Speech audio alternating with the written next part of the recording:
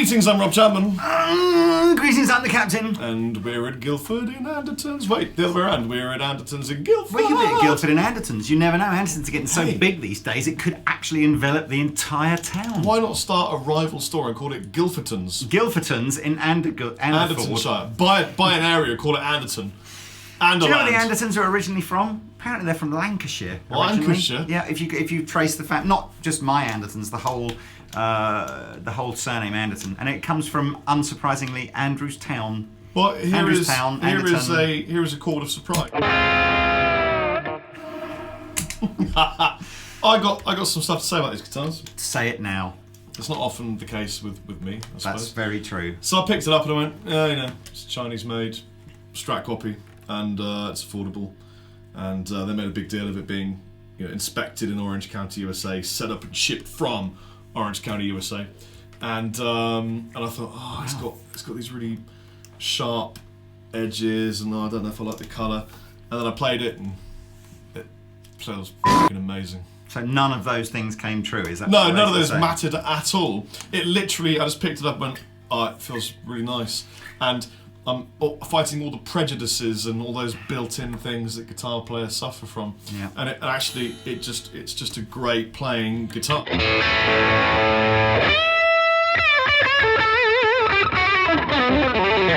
I mean, even for a shredder like me, it's got all the sort of lovely flat fretboard. I wouldn't have said that's their target audience. It's not shred. But what I'm saying is, despite the fact that this instrument isn't the kind of guitar I would want to normally pick up, all the way I would want a guitar normally to feel, for some reason it just feels really nice.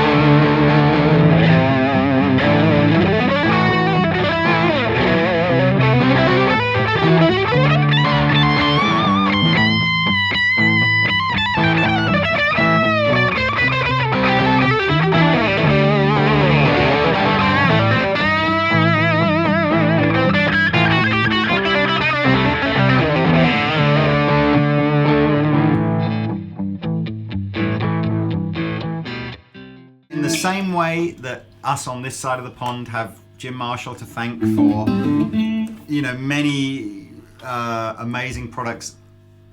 Is it fair to say that the goddaddy of them all is Leo Fender? I think it. I mean, there are. If you read the history of it, I think that there are one or two sort of pioneers of the electric guitar prior to Leo Fender. No, I mean of the electric guitar. Apparently, it's. It was Paul Bigsby. I think his name was Paul, but he was a big pioneer of solid body electric guitars, and whatever the Rickenbacker guy was. Right, Ricky Rickenbacker. Yeah, that's the one. But Leo has got to really take the credit, I guess, hasn't he, for the revolution that started in the 50s, I think. He did it right, didn't he, really? Well, he was quite educated. Did he do all right? Because, of course, one of the decisions that he made in the 60s was to sell Fender, his name and everything, lock, stock and barrel, to CBS. Well, not the only person I know that's ever done that before. No, I mean, it's an interesting isn't move. that fundamentally what most entrepreneurs do? They start a business, they build it up, and then they sell it. I'd never ever sell Chapman guitars, the name, to somebody else. I mean, you got to wonder why you do that. But he moved on and did other things, didn't he? Exactly. So, and that's essentially why I mentioned that. And you never say never. In 20 years' time, when the modern day equivalent of CBS comes along and offers you more money than you've ever known in your life to acquire Chapman, and part of that is your name as well. It's just not about money for me, to be honest. Well, fair enough.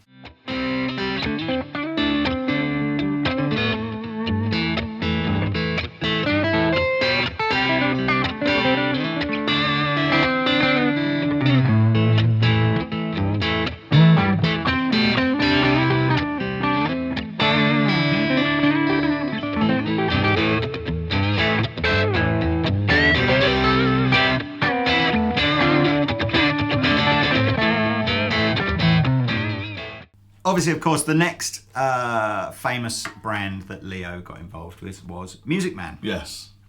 And this guitar here is a reissue of basically the first guitar that Leo designed during his time at Music Man. What a legacy. If I said Stingray to you, I'm guessing you'd think bass, wouldn't you? I think about the TV program when I was a knew kid. exactly that you'd go, no, I won't think about that. Da-da-da-da-da. Exactly. Stingray. And Stingray. Is that the one with an aquamarina? No, the way you went into that was a bit like "And Godzuki." That's true. No, I'm thinking now about Fireball XL and Commander Makara. And all So that which kind one of was stuff. Aquamarina? And she was Stingray, wasn't she? I don't know. So I think she was fit, but I think I was 5 at the time, so Okay. probably not. So You know, we lived through the entirety of the 80s, Lee. we did, but this was all like, this is 70s stuff, It was, isn't it? Or yeah. 60s stuff. I was even. born Anyway, in, look. born in 75. So Stingray, everybody knows Stingray is probably the most famous product that Music Man ever made, but the bass version. Yeah. And I didn't even realise until I saw this that there ever even had been a guitar version. But apparently at the time, there was a guitar and a bass version sort of at the same time.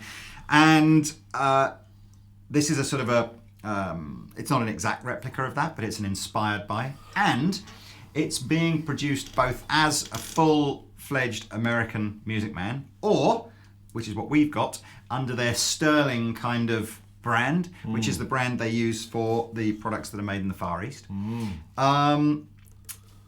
The way they make these is that they're made in the Far East. They're then all shipped back to Music Man HQ in California. They get the same techs that work on the American guitars to go over it, fret dress them, set them up, everything like that, and then they ship them out to the dealers from there. Which is a clever way of working, Yeah, I mean, it kind of guarantees. It guarantees that the sort of the finishing and the setups are all excellent on these.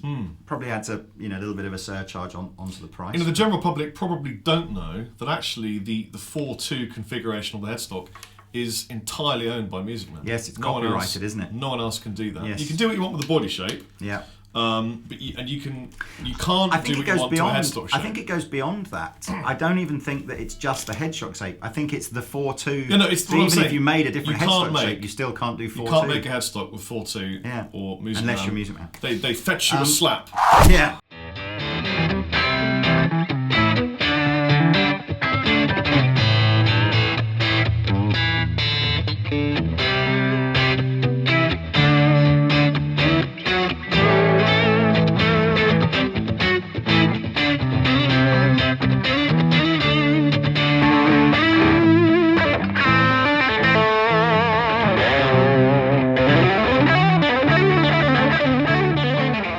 So anyway, let's go back to mine a minute, and then we'll talk about Rob's, which is obviously another reissued sort of vintage-inspired guitar. So I've got the Stingray guitar. It's a mahogany body, maple neck, rosewood board, pair of Music Man spec humbuckers, vintage-style tremolo. By vintage, potentially substitute that for, not very good. Well, I don't know though. It's stable. They're very stable. Not altogether certain that you could really set this up as a floating trim, but you might be able to. Well, you wouldn't dive bomb. It's very stiff. So got fantastic locking machine heads on the back here, which I can show you in camera here. Rob's got the same. Yep. And a 3-way switch, which weirdly I guess it'd be fairly easy to adjust. Kind of freaked me out a bit at first because it goes in the direction of the pickup, so it doesn't go up and down. It goes sort of back to front. And a volume and a tone control. So I have got this kind of variation of tones.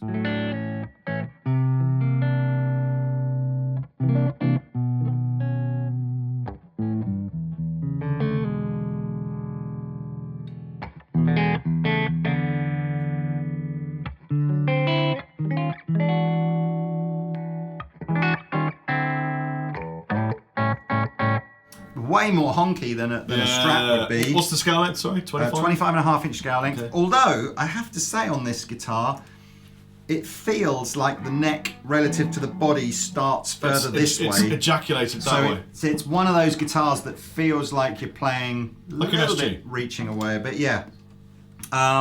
Gain.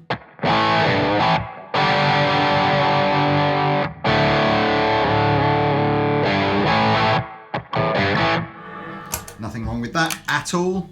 Bit of neck pickup going.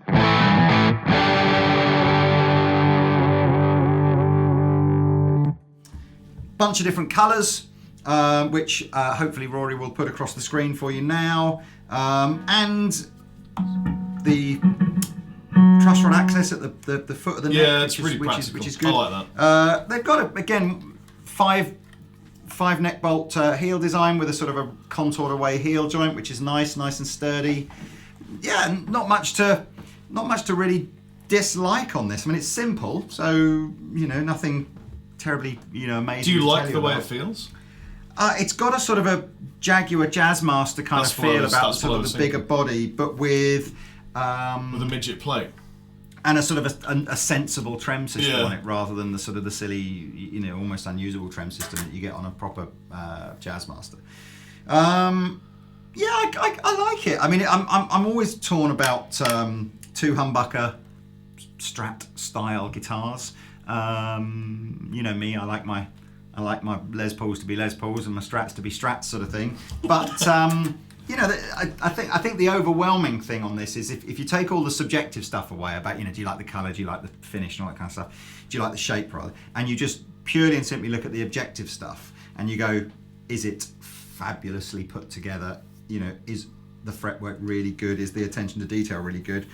It is. It's very, very high quality. So it's one of those things where you just go, look, absolutely, someone might go, I don't like the look of it, and that's fine. But my intuition is that given a few tries and a few sort of social media pushes, fam on Facebook gonna be bare lit about this thing. You know what I'm saying? Because it's just like it's got what it takes to be a great guitar. And what I find interesting is that they're really just. Well, tell us about. So yours is called a Cutlass. It's called a Cutlass, which also I like the name. Yes, that's a really it's a cool good name. It looks like a Strat, but it looks a bit. I think it looks like a silhouette. The Music Man silhouette. I think it looks like. Yeah, but you look at it and you go, it's an S-type. It's a double cutaway. But when you're playing it, the neck feels nothing like any S-type you've ever felt before. It's really flat. It's really it feels like kind of slightly Ibanez-y and kind of like whizzy. And I think that's what connected with me as a kind of an 80s rock shreddy guy. It felt really nice and easy, also... Is it that... I think you said on a Music Man video we did years ago that you thought the neck was like a gateway neck. Yeah, because like a gateway drug, for example. So, for example, a lot of people, I don't necessarily include myself because I haven't had enough experience with Music Man, but the Music Man neck is a unique piece of apparatus, and if you get used to it, I think you get trapped in the Music Man. I'm not sure. Neck. I mean, this is unlike that. Kind of this is. Profile. We're talking about this isn't things like a Petrucci neck, like a Silhouette and a Petrucci and a Luke and all that, where it's very. I say very. It's noticeably narrower, here. Yeah.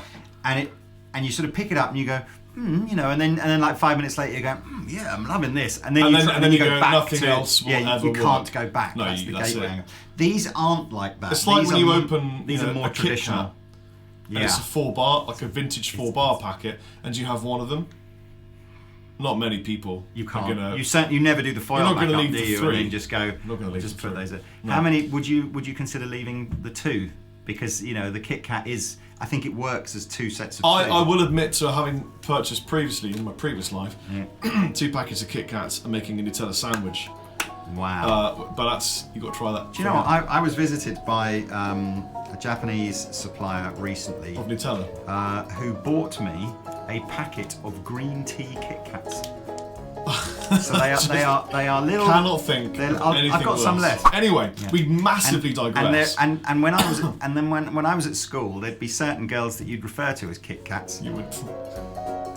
This neck, Lee, it's a very soft V. There's no coming back from that one. It's a very soft V neck, but then it's top. It's a bit like a pyramid. If you put it down, it's like a pyramid. Do you know what I mean? Yeah. But it feels great. I don't know why, but it just has a nice feel. The fret job is immaculate, I have to say. It isn't in any way one of those fret jobs you go, well, it's Chinese guitar. It isn't like that at all. They're little Kit Kats that are about this big. Like they come in, they're just 2-finger Kit Kats. Why they're only so about this small? big. And they're green with like flecks of like darker green in it. Right. Only in the chocolate. And then it's a proper wafer inside. Oh, that's Do you amazing. even have, does anywhere else in the world, obviously other than the UK and Japan, have Kit Kats? It's got some great sound.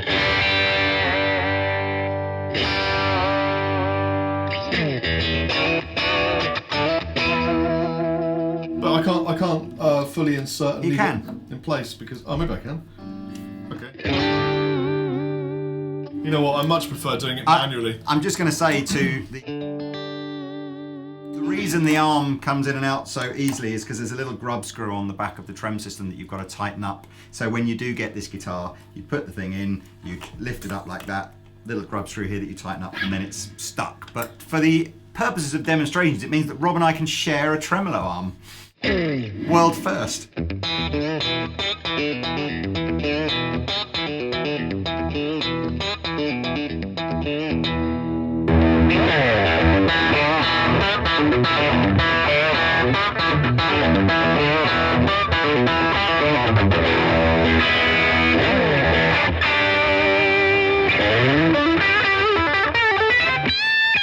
I'd feel really sad if America didn't have Kit Kats. Well, that would be a shame, wouldn't it? Kit Kats for America. What would it be like if they didn't have... What do you have? It's basically so like a Kit Kat is like 2 and more recently 4 fingers of chocolate coated wafer. Yeah. But like together so you can break them off. It's really important that you eat them in a very specific way, and apparently, you know, they're great. Everything about the guitar just feels like something I've played for years. It's. Do you know what I like about it? I think if you're a Fender Strat fan, that's kind of like that's the type of guitar that you'd want. Yeah. But you want to see some options. Yeah. There's probably a very small number because although there'll be other Strat inspired designs, most of them are what are called super Strats. So they'll be more like an Ibanez or a Charvel or even a Chapman or whatever kind of thing like that. Yeah. So you might. And they won't look like an instrument from the 60s or the 70s. That you connect with spiritually. Exactly. So if you're sort of thinking, I quite fancy a Fender Strat, but what else is out there that might give me similar kind of satisfaction? Sterling's your man. Yeah, go and check one of these out. It's a similar kind of price to something like a Mexican standard Strat. So it's great, man. You know, it's in that sort of ballpark. And fitted, of course, with Ernie Ball premium strings, yes. Which I know you're a D'Addario endorser, so you probably can't say you like, but I love Ernie Ball strings. I can say I'm you know what am I when I'm unconnected to a string brand? Free. You're free man. I'm free man. Free man. And I love Ernie Ball strings. You know nothing, John Lee. Kit Kat.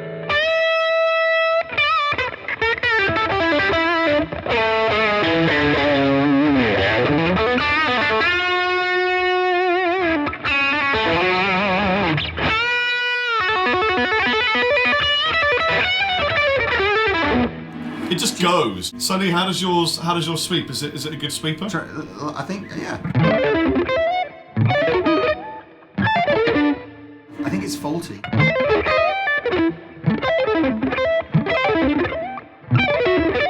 No, I've got it. Hang on. Yes, spot on. You've been really working on those really good for that sweeping. sweeping technique, haven't you? Right, let's finish this fine and dandy video by jamming out with you using a Sterling Stingray guitar in a different colour, and me. I thought you said Sterling Moss then. Me using a Sterling Cutlass guitar in, without doubt, the best colour that they make, which is this fantastic Fiesta Red. Oh, that's a Marmite opinion dividing situation right there. You may see this guitar in a few other Andertons videos because I know that Pete Honore has pinched this guitar a few times to do video on it.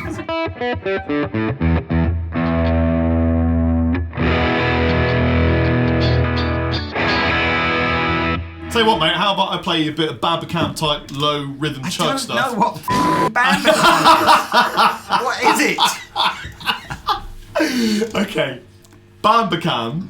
Yes. It means gent. Fine.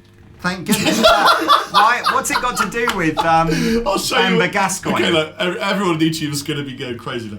After this, I will show you a video. I'm really lovely, but unfortunately, because he has to work so hard at real normal things, he doesn't get a chance to sit on the internet and just watch rubbish all day long like I do. So, that's a lot. So it's nothing to do with Amber Gascoigne then? It's like Thal. Thal. Like Ron Thal. What's Thal? I'll show you. I'll show you later. It's okay. I don't like all this special 21st century internet jargon. I liked it before. Come on, bruv. You've got to get lit about these things.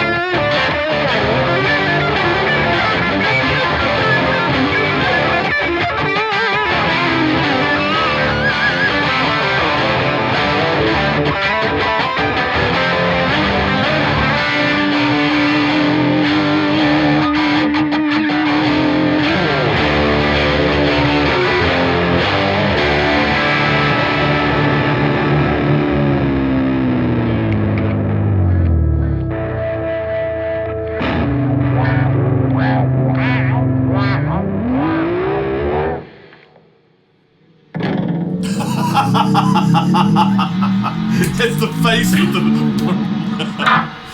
I am incredibly impressed. Yes. Especially bearing in mind the price. They're very affordable. There's nothing wrong with these. They feel nice. You know what? I really like this one. Do you really? Yeah. I quite like the all black on black on black. Tears on a River. You said Gain on Gain earlier, which I thought would have been Kenny Wayne Shepherd's new Bandicam project. It could be. Did you hear? Gain on Gain. Rabir came up with it. Well, actually, Rabir said the words, and then I came up and I said that is the best name for a band ever. What was Rabir and I are going to start a new band. It's called Wilted Spinach. And maybe Gain on Gain will be our Wilted Spinach. Yeah, we were talking about something I'd had. You know what? It'd be better if you spoonerised it as Spilted Winage. Maybe. No, I'm going Wilted Spinach. We're Wilted Spinach. This is my new song, Gain on Gain. And I'm off to go and learn some songs. I've been Rob Chapman. I'm off to show Lee what Bandicam is. See you later.